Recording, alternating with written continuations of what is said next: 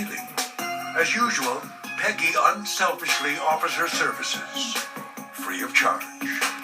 She didn't want people to take advantage of these athletes, and that sounded really good to the Hilliards because they were looking, again, to rebuild with their money, and they wanted some help with that. But problems are emerging with some of Peggy's longtime clients. Attorney Bradford Cohen gets a call saying the electricity has been shut off at Dennis Rodman's condo in Florida. So I called Peggy, and Peggy was like, "Oh, don't worry, baby. I have to move some money into a different account, and it should have been paid." It's around this same time that A.J. Bright says he gets a disturbing call concerning Rodman.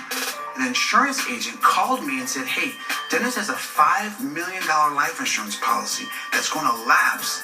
The policy is almost at cash value, and Bright is confounded as to why the $18,000 premium hasn't been paid. I knew he had the money to pay it. It's $18,000. It's not a lot of money. What financial advisor or business manager is going to allow a $5 million policy to lapse? Peggy blames Rodman's spending habits and the struggle she faces trying to manage his accounts. She was really good at projecting this very calming influence, and she was the master of the check is in the mail. By 2013, Kristen Williams is living in Austin, Texas. Conveniently, Peggy has moved to nearby Houston with yet another husband. She goes by the name Peggy Fulford. One morning, Kristen wakes up and discovers she doesn't have enough money in her checking account to buy groceries.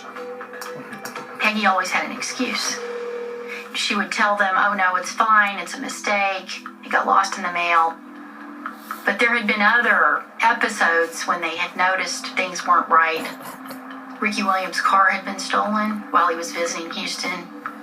And when they went to make a claim on their insurance, they found out their insurance had been canceled. It was just like her personality was so overbearing with love and everything that you really didn't want to touch on little stuff that you thought was a red flag. Then, in October, Kristen opens a letter from the IRS.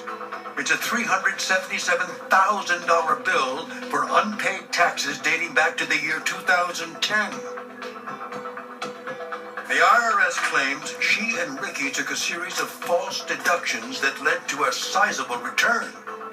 Now, the Williams are on the hook for the illegitimate refund, plus back taxes and fees.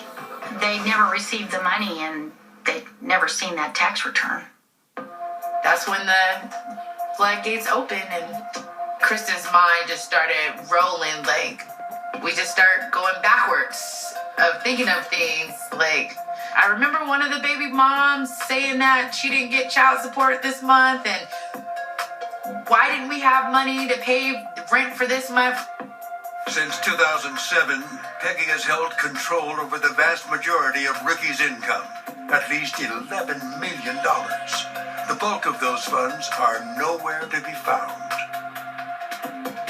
Kristen spends months trying to get an explanation from Peggy, but it seems Peggy's lost interest in their friendship.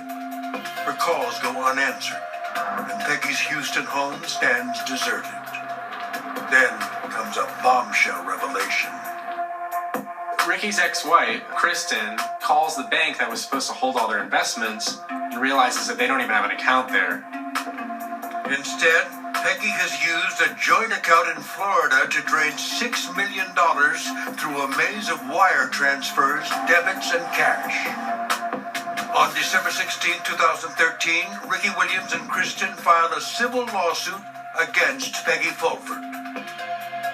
FBI Special Agent Jim Hawkins reads about the case in the Houston sports pages. I like sports. That's interesting to me, and that's the kind of case that my squad worked. White-collar crime cases like con men, embezzlers, insiders at banks. 26 years with the FBI tells Agent Hawkins the civil case warrants a federal investigation. It seemed like a slam dunk. I thought it was a one and done. But the eventual scope of Peggy Fulford's deception will surprise everyone. She was not doing anything that she said she was doing. She was just buying Rolls Royces and fur coats and diamond earrings.